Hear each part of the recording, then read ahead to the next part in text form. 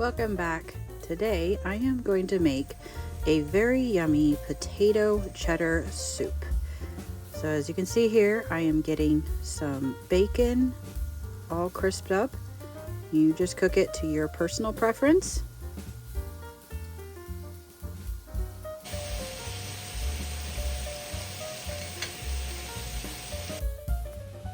While the bacon is cooking, we'll get some kielbasa style sausage. Whatever you prefer is fine. Also, you could put pretty much any kind of meat. You could do some cut up chicken. You could do any kind of sausage. This just happened to be what I had on hand.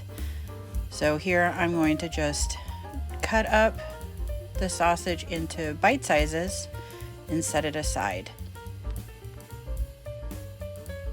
This soup is such a creamy, warm, flavorful soup that is just perfect when it starts getting cold outside. I find that I'm not a huge fan of soups most of the time, but now that it's fall and winter has hit here in North Idaho, I'm really liking having a lot more soups. They're just very warming, not just to the body, but to the soul.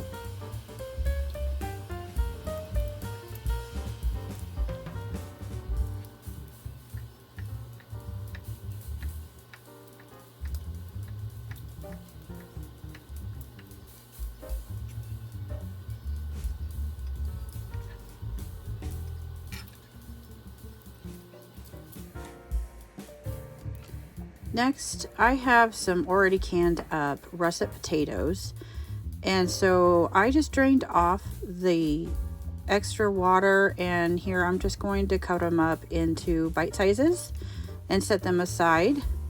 You can pre-cook whatever your preferred choice of potato is and use that in there. You just need to have them already cooked before you add them to your soup.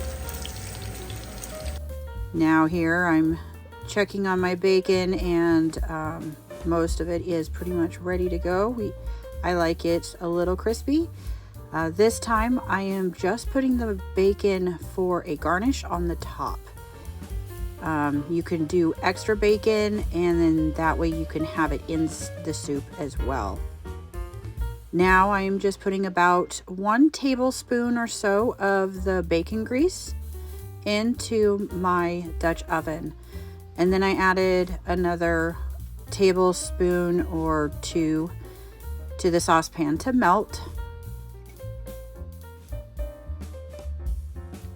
Once that's melted, I added about 1/3 cup of all-purpose flour. Now I'm going to mix in the flour and incorporate it fully into my melted butter and bacon grease. Once it's fully incorporated together and the raw smell of the flour has cooked off, then I add in some powdered onion and powdered garlic into the mixture, stirring in thoroughly. Now, if you don't want to use powdered garlic and onion, you can always use some minced garlic and some chopped up onion. I would just put the onion in after you've diced it when the butter is melting. And the garlic could go in at any point. Just make sure not to burn the garlic. Now I'm adding in about 1/2 cup of heavy cream. This is not necessary for this soup, but I just love how it makes it just more creamy. Here I want to fully incorporate it, mix it in, blend it very well. You could use a whisk at this point if you wanted to. I just decided to stick with my wooden spoon. Now I'm adding 1.5 cups of whole milk. And again, you could use whatever version of milk you want, but honestly, whole milk is going to make it creamier, just like adding in The heavy cream just makes the soup creamier, taste more delicious. Now I am adding 4 cups of my homemade chicken bone broth. Adding homemade bone broth is not only going to add so much flavor to your soup, it is also going to add in so much nutrition. Here I am adding in some sea salt. You can add whatever your preferred salt is, pink salt, Himalayan salt. Redmond's real salt is really good in this too. And then at this point, I do a taste test to see if I have enough salt in there and how my other flavors are balancing, if I need to add anything. And here I realized I needed a little bit more salt.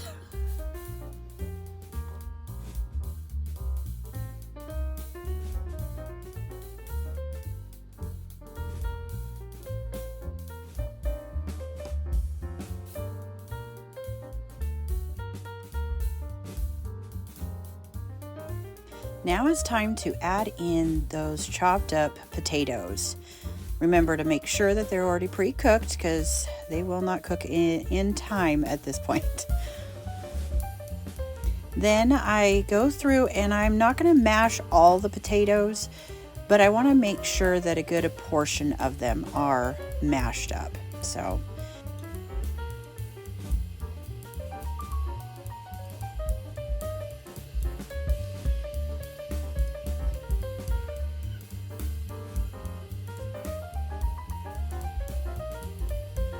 here I'm doing one more taste test after I have added in the potatoes and all of the salts and stuff have had a chance to meld to make sure that everything still tastes really good. I've added in, I don't know, just a couple of handfuls of the cheddar. I just have already shredded cheese on hand, so that's what I use. But if you want to pre-grate yours because you prefer buying them in block or you have homemade, that's just fine. And then I did a handful or so of mozzarella. Here's my chopped sausage and 1 can of corn. Just mix those to incorporate. And then I just added some black pepper on the top. Incorporate that. As you can see, that cheese is melting.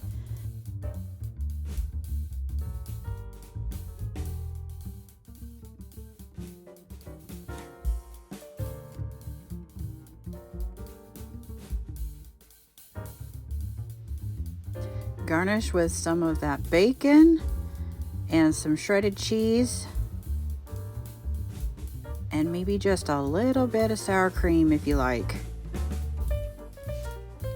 If you try this recipe and liked it, I want to hear about it in the comments below. And if you would liked this video, please like it and don't forget to subscribe if you want to see more videos about homemaking, cooking, motherhood, and a little bit of homesteading along the way. Thanks for watching. We'll see you on the next one. Bye-bye.